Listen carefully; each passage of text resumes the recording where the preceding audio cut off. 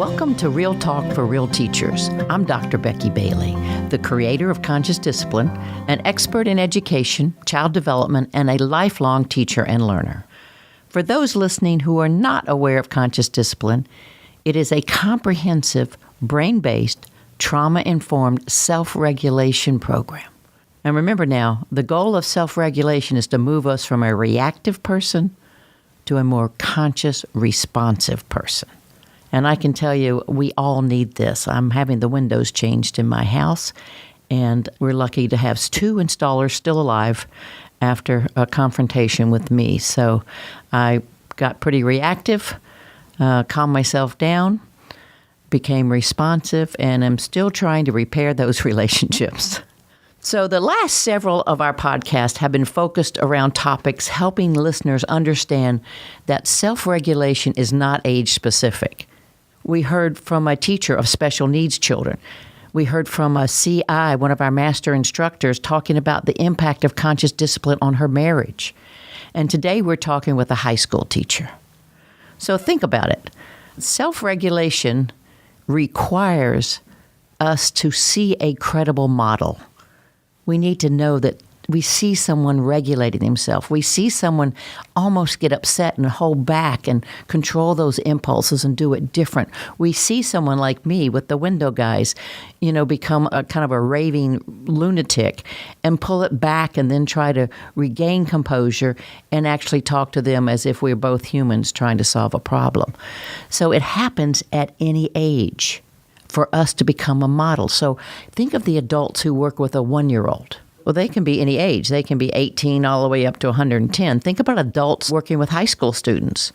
They're 25 to however they get before they retire. So conscious discipline in general is an ageless program. We are all in this together, and the more of us that can learn to self-regulate, the better we will all be able to live together in productive and harmonious ways. So today we're talking about conscious discipline in high school. Now, 2 huge things happen during the adolescent years. Those of you who've had adolescent are probably well aware of these 2 huge things. So once I explain them to you, then you would wonder, why in the world isn't high school clamoring to infuse social emotional learning, to infuse self-regulation, to infuse this into high schools? Well, here are the 2 things. So first, the prefrontal lobes, now that's the CEO of the brain, are under major reconstruction as they mature. So this is similar to the chaos at my house with the windows being taken out and put in. So there is a bit of chaos going on as we upgrade the window system. And adolescents, children are upgrading their prefrontal lobes. They're upgrading the CEO of their brain. And as they do that, that upgrade process requires a bit of chaos and moments of unclarity. And this unclarity that we experience as we interact with teenagers is not perceived from their point of view. They're very conscious of the times that the prefrontal lobe is online and not so conscious of when it's offline. So that's how they convince you that, I know what I'm doing and how to do it and just leave me alone and you don't understand me.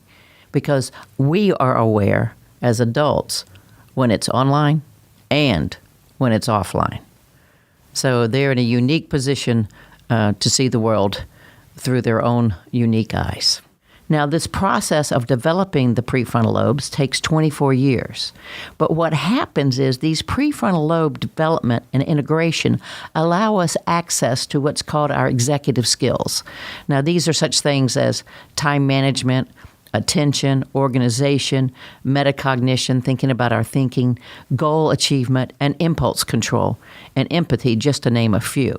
So ideally, we really want that stuff online when they get a driver's license. Now, what this means is that during the adolescent years, they actually move from more reactive behavior to a more proactive person that can regulate impulses and insecurities, set and achieve goals, and get along with others. But this process doesn't happen in a smooth way. It's almost like those fluorescent lights you have, usually in the laundry room or something, when they start to go bad. They go sometimes they're on, and sometimes they're off. This is what happens to the prefrontal lobe in adolescence. Sometimes it's on, they make a lot of sense, they make wise decisions, and sometimes it's off, and it all goes out the window, so to speak, using today's metaphor. So the second thing that happens in adolescence is there's two vital pathways in the brain that begin to mature. Even though it's kind of going on and off, they're on the road to maturity. It's the how to do it pathways and whether I should do it or not pathway. And what everyone knows is the how to do it pathway matures way before whether to do it pathways do. Now, what this means that adolescents can successfully do things they shouldn't do.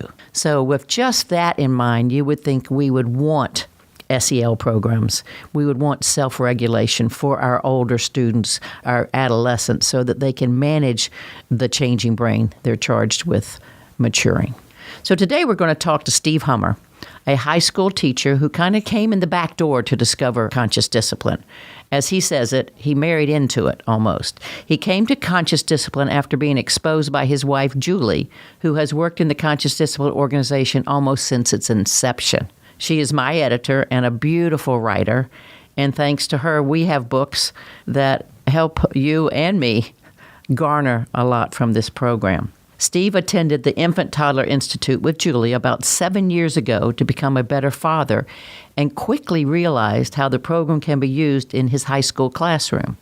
He has a BA in history from James Madison University, a master's in curriculum instruction from George Mason University.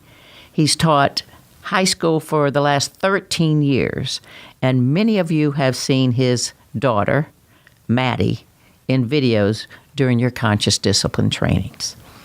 So I'd like to welcome to you, Steve. Okay, Steve, I know you've been listening to what I've been saying. So why don't you take it from here and tell us why you think conscious discipline belongs in high schools and why you've made it a mission of yours. I think a lot of times when people think of social emotional programs, they think of early education, they think of preschool, and a lot of times they don't think about the high school level, which I find to be very interesting. I think high schools are in great need, definitely now more than ever, of having social emotional programs like conscious discipline, for example.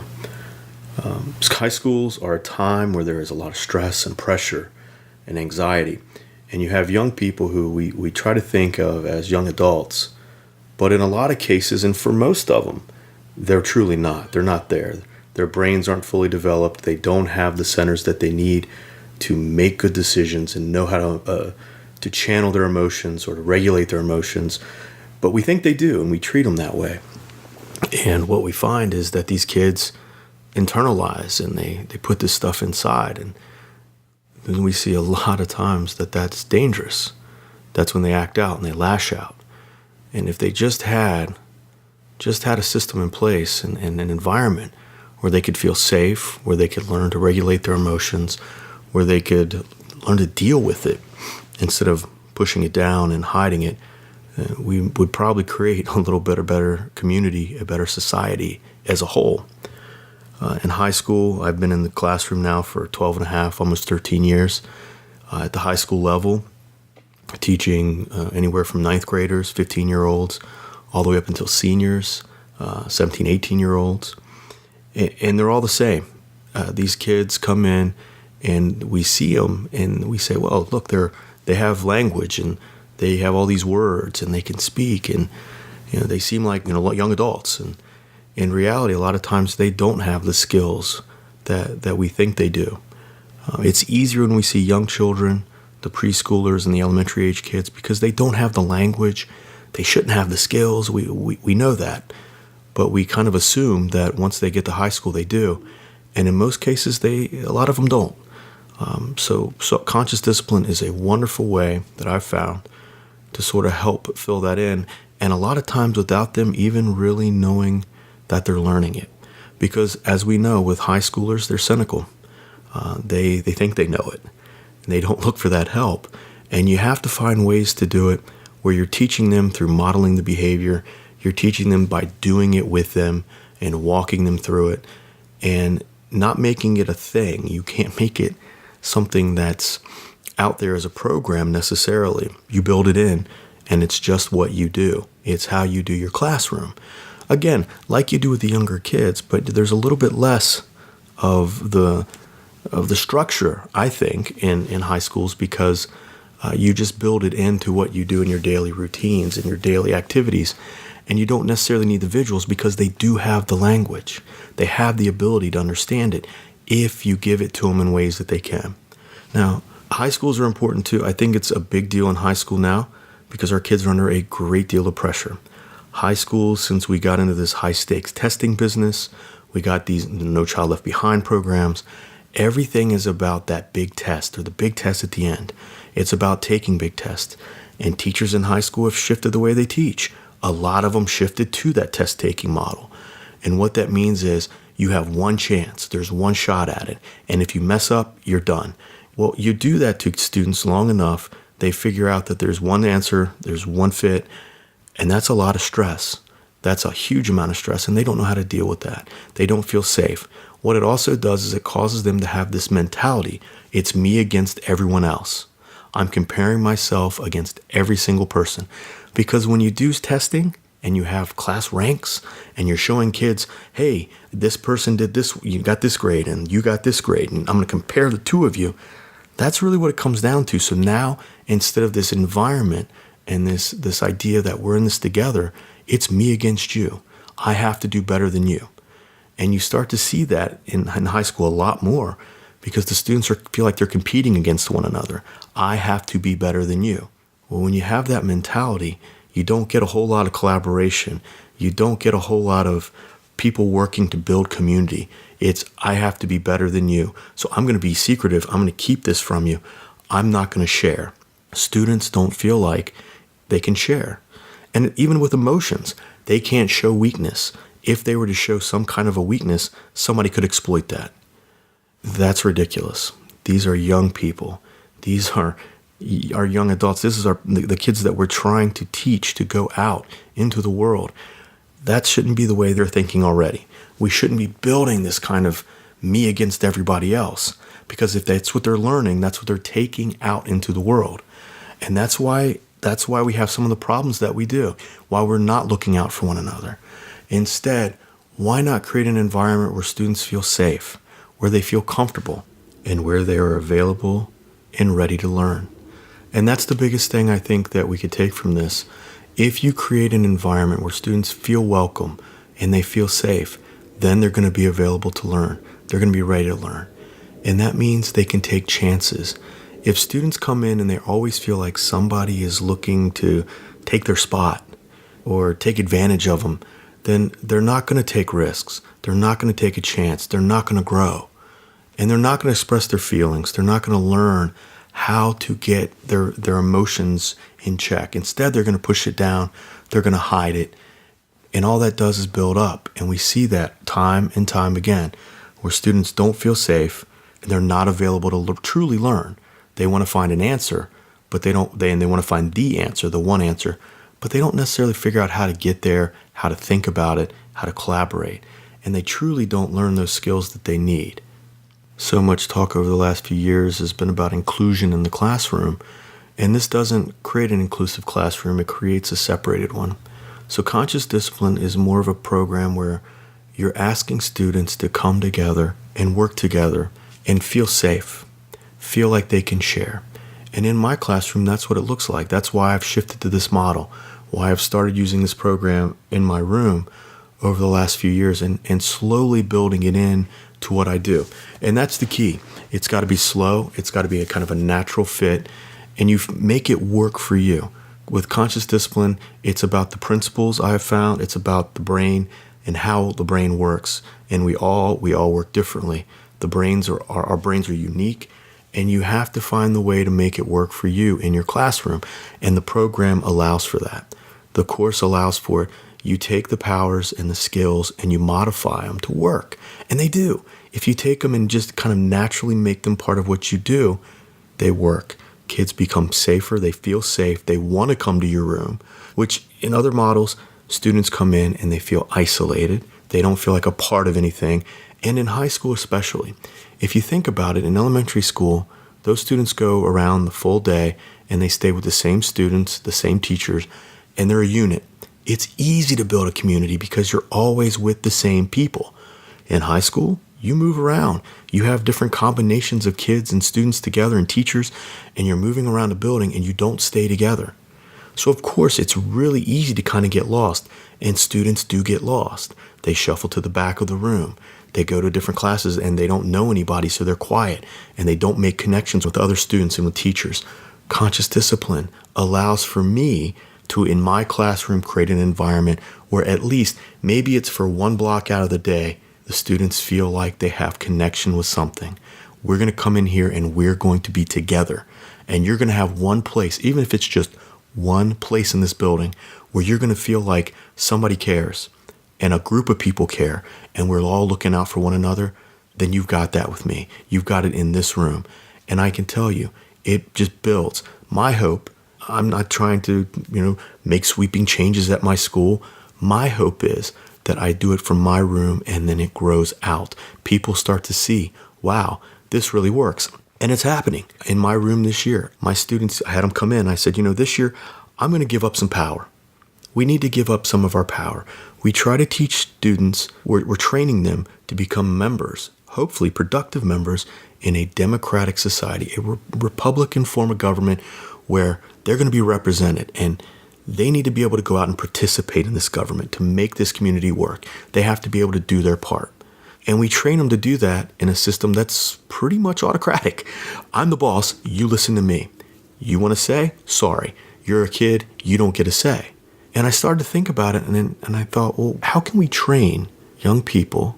That's our job, to train them to go be a part of our society, to go help us move forward in the society. How can we train them to become members of a democratic society if we're teaching them in an autocratic system? That's counterintuitive. So instead I said, this year we're going to do it differently. I have kids tell me every year that they feel like school, high school especially, is like a prison because everything is dictated to them. In elementary school, it's a little more fun, it's free, it's new, and they have a lot more fun there. By the time you get to high school, it's all laid out for you. The classes you have to take to graduate, to get this diploma, to go to this college, you have to do this, this, and this. And the rules are clear. You do this, you do this, you do this. The bell rings, you move. And, you sit in your desk and you're quiet and you take notes and then you take the test and you move on. And I thought, that doesn't work, that we're teaching them the wrong things. And students would tell me year after year that it feels like a prison. And I thought, that's not what learning is supposed to be. This is not preparing students to be contributing members to a society. So how can we do it differently? So this year I said, I'm going to give up some of that power. I'm going to give that power back to them. That power has been taken away from them. I want to give it back. And the first thing I had to do was realize that it wasn't about me. Learning's not about the teacher. And that's hard for high school teachers to learn. That's a hard lesson because for the longest time, we are the keepers of the content, and we really do feel that it's necessary for us to be in power, in charge, so that we can get our content to them because that's the most important thing. And the realization is that it's not the most important thing. They can't get the content if they don't feel connected. They don't actively get the content. They don't actively learn if they're not connected. So I said, it's time to back up. It's time to go back to what's important.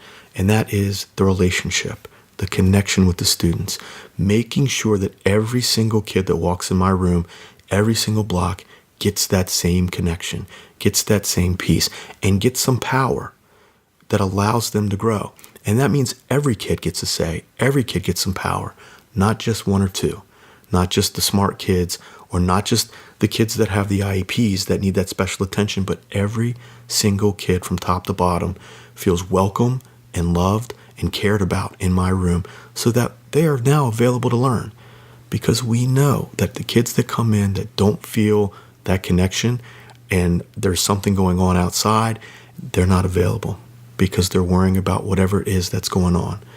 My mission is get them to feel safe, and then we can do the learning. And that's what we've done. So this year I said, what? It's not my rules. It's our rules. This is our room. And I've approached it from day one as this is our class. How do we want it to be? How do we want to set this up? So at the high school level, these kids have language and they have the ability to think and voice opinions. And they truly do it in a way that is amazing if you give it to them and you allow them to do it. So at the beginning of the year, in every single class, I said, what's our goal? Why are we here? And I gave them that opportunity to determine, like, what is it that we're trying to do here?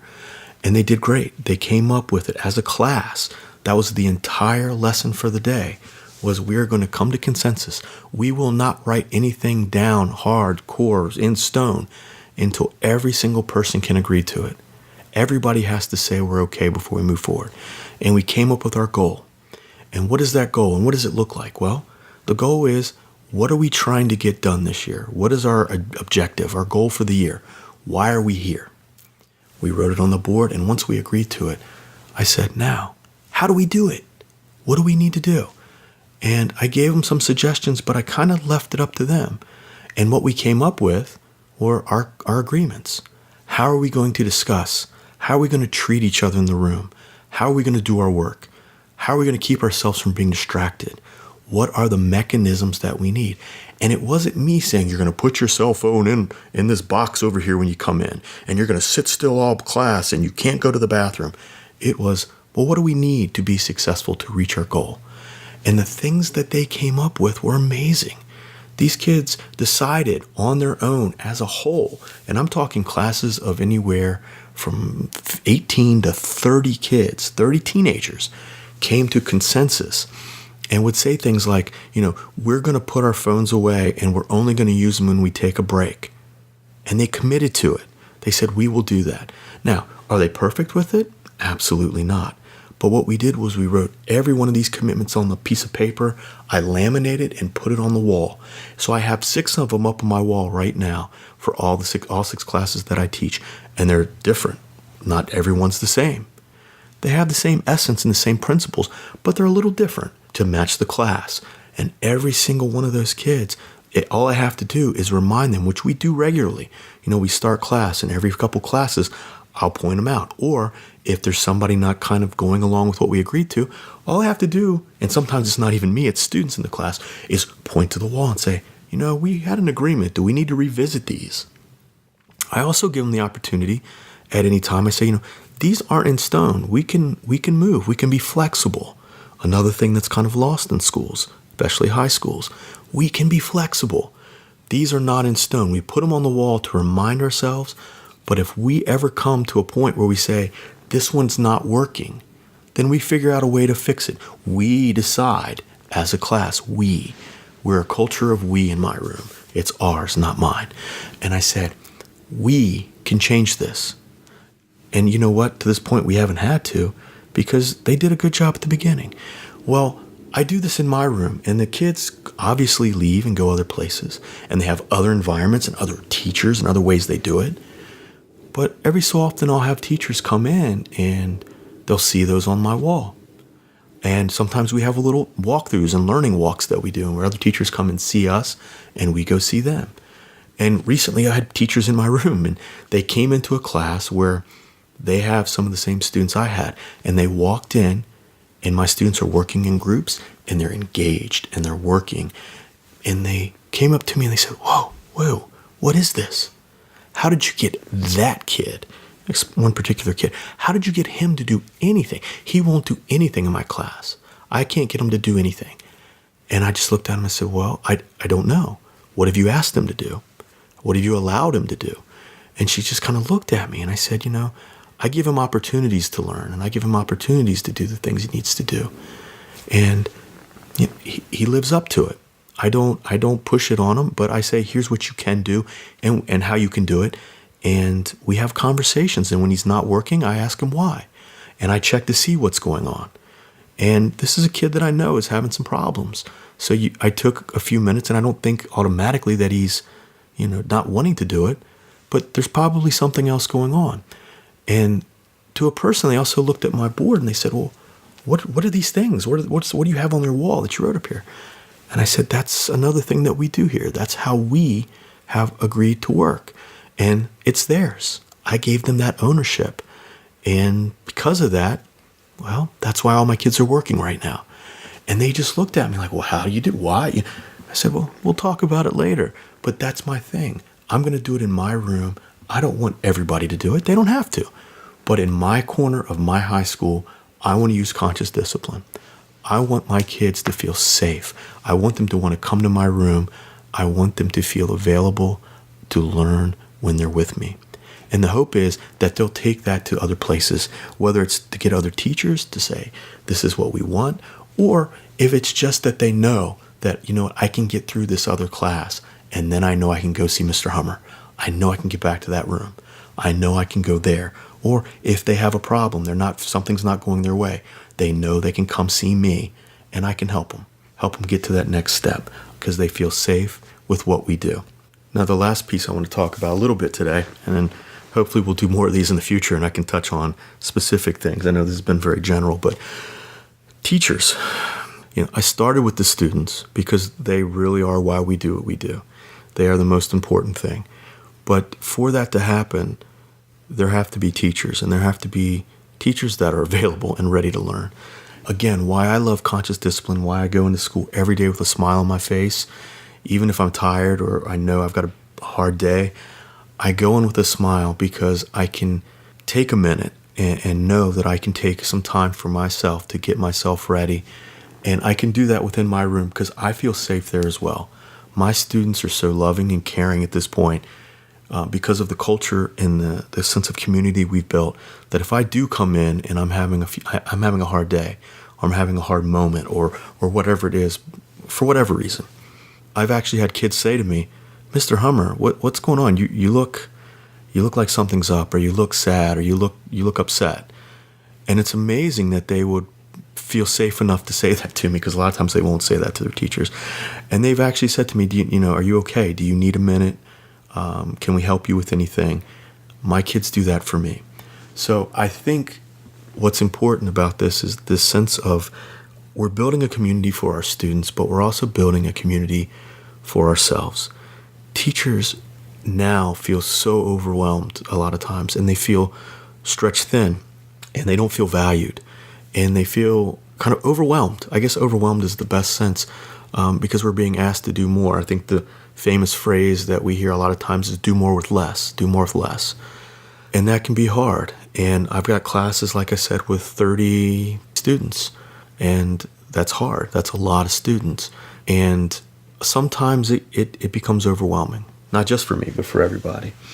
And I think the beauty of conscious discipline is it allows the teacher to be a part of the environment, to know that they can take a few seconds or a moment or two and get themselves right, to get themselves back, to regulate, to breathe, to feel that emotion. Feel your emotion, understand it, and then actually work through it. And do that with the kids. They're there, and a lot of times they're open and willing to help. But to do that, it helps create the environment. But I guess the beauty of conscious discipline is this idea that it all starts with me. I'm the adult in the room. I'm the one that's going to lend my prefrontal lobe to these young people. But it also allows for me to know, and it teaches, that before I can do any of that, I got to take care of myself. And I think the beauty is that once you've created the environment, it allows for that. It allows me to get myself ready and prepared to meet my day and to meet my students and to be there for them. And it allows them to help me do that too. And I think that's probably one of the most rewarding things about using conscious discipline and being a high school teacher that does, is that once you create this community and you build these relationships with the kids, it comes back to you over and over again on a daily basis. And I have kids that stop in to see me when they don't have me that day to talk. Sometimes it's about something else going on in their lives, but they feel safe to confide in me with, which I know they don't with a lot of the people in the building. And I think for me, that's one of the best parts of the job, and one of the best parts about being someone using conscious discipline in the high schools. My hope is that we get more people and that we build this thing and we create a system and a curriculum so that we can move this on and move it out to the high schools, because they need it. There are people out there that are hurting. There are students that are hurting. There's teachers that are hurting, and communities that truly, truly need a program that allows them to build community through love and through cooperation and all the right ways, just using the right ways to get people together. Wow, Steve, such a important word, especially now in our society, using the right ways to get people together. Now, not everyone knows this, but I know you live outside of D.C., so we're counting on you, Steve, to do big things out there. But really, what I want to say is thank you, Steve. Just thank you. And our takeaway is something I'm sure resonates with all of us. Children, parents, teachers, we are all in this together, and we need to feel safe enough to be open enough to be available for learning. And again, even though I was joking about maybe the politics of our time, it's something we all can hear and be available for each other to negotiate and communicate. So I'm excited that you're out there, Steve. I'm excited that you're starting this small but powerful movement with high school kids. And just to be able to be a part of your life is fun for me. So what is Becky up to? Well, I'm going to Disney World. Speaking of Steve, I'm going to Disney World with the grandkids. So I'm looking for a fun week with Maddie, Savannah, Steve, and Julie. So we're going to go see if we can get a few fast passes and get through the lines as quick as possible. What about a celebration? Well, this is good news. We have started, it's in process now, translating the Conscious Discipline book, Building Resilient Classrooms, into Spanish. So it's been on our list, and it's in forward progress, and I'm so excited that we're going in that direction. So for that and all the beautiful things we can be grateful for at this moment, let's take a deep breath. Exhale slowly. Think of something you're deeply, deeply grateful for. Bring that teeny tiny smile to the corners of your mouth. Until next time, I wish you well. For more episodes of Real Talk with Real Teachers by Dr. Becky Bailey, visit consciousdiscipline.com/podcasts. You can also subscribe to this podcast on iTunes, Stitcher, or your favorite podcast app.